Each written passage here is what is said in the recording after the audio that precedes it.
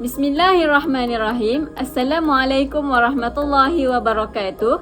Nama saya Siti Ainul Tahira binti Abdul Rahim. Nombor matrik 1192694. Baiklah, tujuan saya merekod video ini adalah untuk memberikan refleksi tentang apa yang telah saya pelajari melalui program yang telah saya dan kawan-kawan saya jalankan. Program ini dianjurkan oleh pelajar tahun 4 kos dakwah dan pengurusan Islam bagi merealisasikan kehendak dan mencapai objektif dalam subjek dakwah tadbiki. Untuk menjalankan suatu program, kita perlulah mempunyai sebuah organisasi yang lengkap di mana setiap ahli mempunyai peranan dan tanggungjawab dalam mencapai objektif dan matlamat program. Di dalam kumpulan 3, saya telah dipilih dan diberi tanggungjawab sebagai bendahari 2. Sebagai seorang bendahari, saya merasakan bahawa tanggungjawab ini amatlah besar kepada saya kerana tugas sebagai seorang bendahari adalah berkaitan dengan wang. Apabila menyebut tentang wang, ia adalah satu amanah yang perlu dijaga sebaiknya agar tidak berlaku penyalahgunaan wang dari sudut perbelanjaan. Saya juga ditugaskan untuk merangka belanjawan. Bagi saya, dalam merangka belanjawan, kita perlulah bijak dalam menentukan harga bagi setiap barang agar tidak berlaku pengurangan serta penambahan dari sudut perbelanjaan. Disebabkan kumpulan 3 tidak mempunyai dana yang mencukupi, saya dan beberapa orang lagi ahli kumpulan 3 telah pergi ke Jalanta untuk mengutip dana. Daripada pengalaman saya mengutip dana di Jalanta, saya belajar bahawa bukan senang untuk mendapatkan wang melainkan dengan usaha yang gigih. Dari situ juga saya belajar bahawa tidak semua orang percaya kepada kita. Berdasarkan pengalaman saya sewaktu mencari dana di sebuah kedai di Jalanta, sewaktu saya memperkenalkan diri kepada pemilik kedai tidak langsung mendengar apa yang saya perkatakan. Malahan, dia juga menghalau saya daripada kedainya.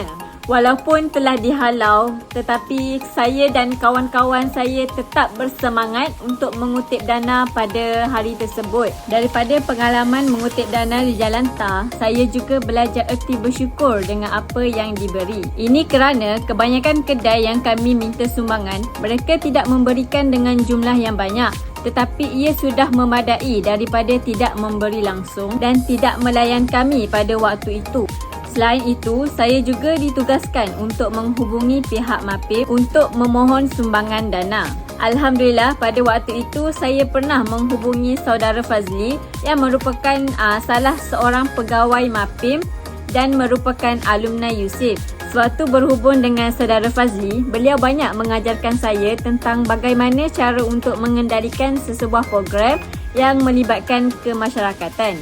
Beliau juga banyak memberikan pendapat dan nasihat kepada saya ketika kami mengadakan perbincangan di pejabat MAPIM. Selain itu, sehari sebelum berlangsungnya program, saya dan beberapa orang ahli kumpulan 3 telah bertungkus lumus mencari bahan-bahan seperti cenderahati, bahan untuk merewang dan sebagainya untuk kegunaan pada hari program. Walaupun kami dipenuhi dengan tugasan lain, tetapi kami tetap berusaha dan bersemangat untuk menjayakan program kami. Kemudian, sepanjang berlangsungnya program selama 3 hari, banyak perkara yang telah saya belajar. Antaranya ialah cara untuk mengendalikan kanak-kanak.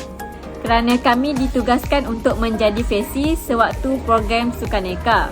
Dari situ saya belajar bahawa teknik yang perlu digunakan dalam permainan haruslah teknik yang senang dan mudah difahami oleh kanak-kanak. Di samping itu, kami selitkan pembelajaran dakwah kepada mereka dengan menyuruh mereka untuk menghormati orang yang lebih tua dan memberi salam apabila mereka bertemu dengan orang lain.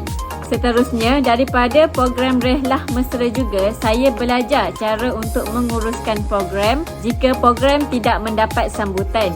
Kita seharusnya mempunyai backup plan agar perjalanan program kita berjalan dengan lancar. Selain itu, pada hari terakhir program, saya berasa sangat gembira kerana dapat meluangkan masa bersama ahli masjid perempuan sambil belajar cara untuk memasak bubur wadai keping. Dengan adanya acara memasak bubur wadai kepeng, ia dapat mengeratkan lagi hubungan antara kami dan juga penduduk kampung di Sekinchan. Daripada program ini juga, saya belajar cara untuk menguruskan program yang melibatkan kerjasama daripada pihak luar, iaitu pihak MAPIM. Alhamdulillah, pada masa yang sama, saya juga dapat membantu pihak MAPIM dalam menjayakan misi mereka dengan membantu golongan yang memerlukan. Melalui sumbangan yang diberikan, ia dapat memupuk rasa bersyukur dalam diri masyarakat dan menyedarkan mereka bahawa ada orang yang lebih memerlukan daripada mereka. Akhir sekali, program ini banyak memberikan pengalaman serta pengajaran kepada saya untuk memperbaiki dan menambah baik dari segi pengurusan dan juga penglibatan dalam aktiviti yang dijalankan. Melalui program dakwah tatbiki ini juga, saya dapat mengenali kawan-kawan saya dengan lebih mendalam serta mengetahui bakat yang terpendam dalam diri mereka apabila dapat bekerjasama dengan ahli-ahli kumpulan 3. Itu sahaja daripada saya. Yang baik itu datang daripada Allah dan yang buruk itu juga datang daripada Allah atas kelemahan diri saya sendiri.